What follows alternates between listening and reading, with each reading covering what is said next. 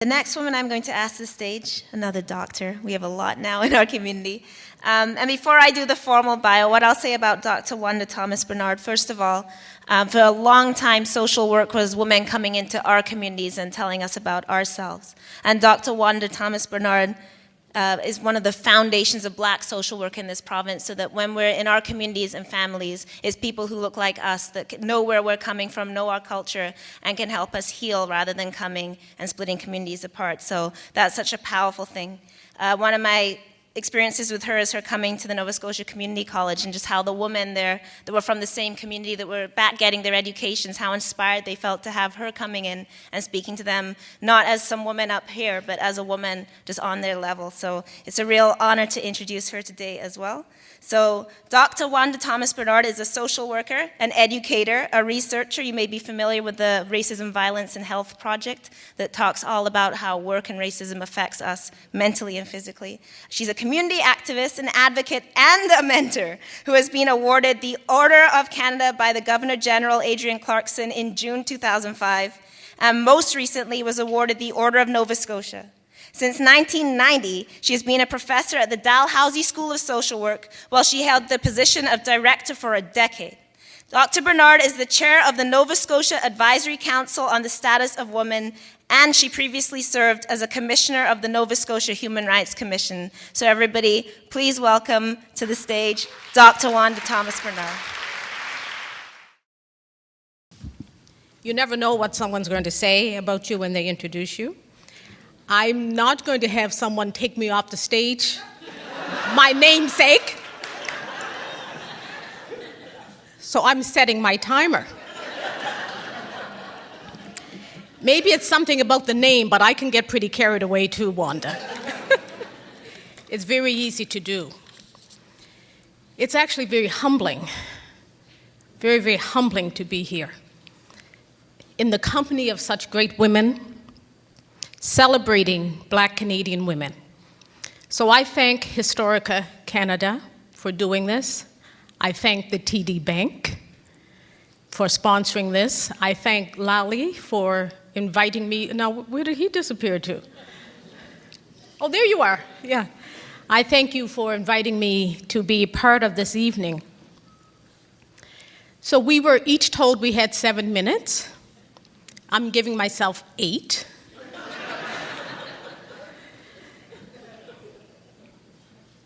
I'm now an elder, and so there are times when, yes, Wanda, we get to do what we want to do. All right. There's something good about being an elder, and not just those senior discount days.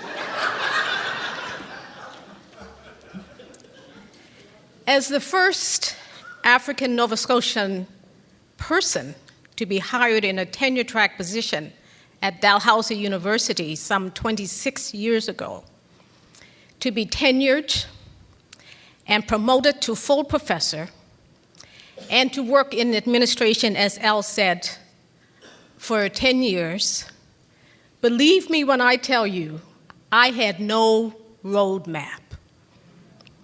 There was no roadmap. There were no mentors that looked like me. There were no mentors that mirrored my experience, from whom I could gain guidance and wisdom that would help me along this journey. So how have I done it? I've managed to achieve success in a world that is still closed to the majority of our people. I wish that wasn't so, but believe me when I tell you it is. So this is a difficult question to answer in 7 minutes, because there were so many. The question was, who has inspired you? There are so many people that have influenced me. But to focus specifically on Black women, the reason we are all here this evening, I had to start with my mother, the late Marguerite Thomas Parent. She truly was my first role model.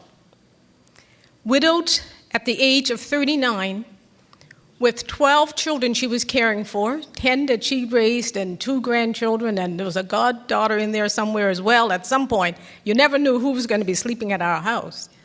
She was one of those mothers that Al Jones was talking about earlier this evening in her poem. She was an amazing mother and father to us, to every one of us.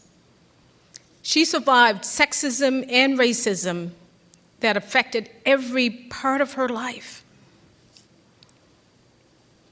But my mother would credit her survival to her strong faith, her belief in her God, her spiritual centeredness, being anchored. Believe me, she drove me a little over the edge with it, because I was one. As soon as I could say no, I said, no, I'm not going to church. And I spent much of my early years outside of the church because I was very critical of what was going on in the church. Wasted years, I call those. Wasted years. But today, I walk in my mother's footprints every single day. Every day I live, I have the privilege of living her legacy. Every single day. And on the days when I feel particularly challenged, and believe me, in the 26 years I've been at Dalhousie, and in the 40-some years that I've been practicing social work, there are many, many, many, many days that I have been challenged in ways that are hard to even articulate. But on those days, on the worst days, I recall the gifts that my mother gave me. The gift to fight for what is right. The gift to fight for what I believe in. The gift of integrity, to always fight with your head held high. To always fight with your integrity intact. My mother taught me to do that. And the gift of a strong faith, the gift of believing, the gift of that grounded spirituality, these gifts have truly protected and guided me throughout my journey. The second person that I call up in those great moments of difficulty is my sister, my best friend, the late Valerie Thomas Hodges.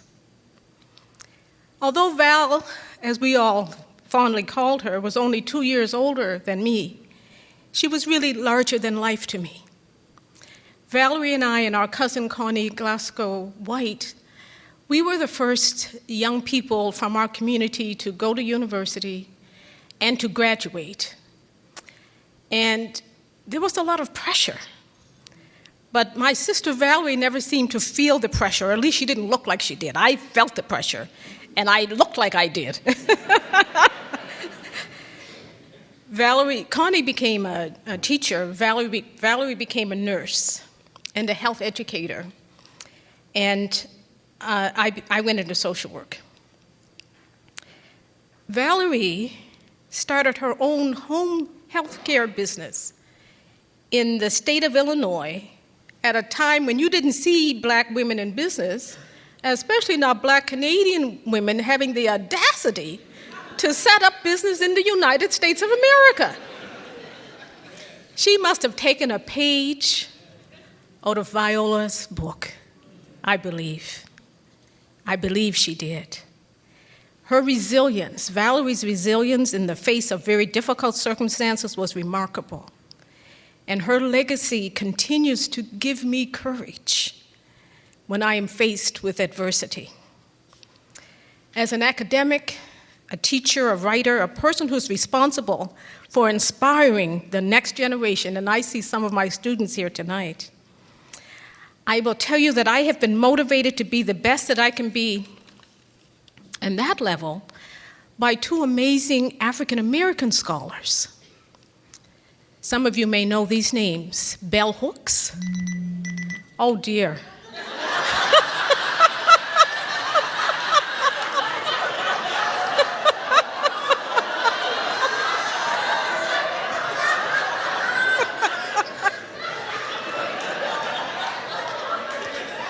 My sister Candace is here tonight, and she may pull me off the stage.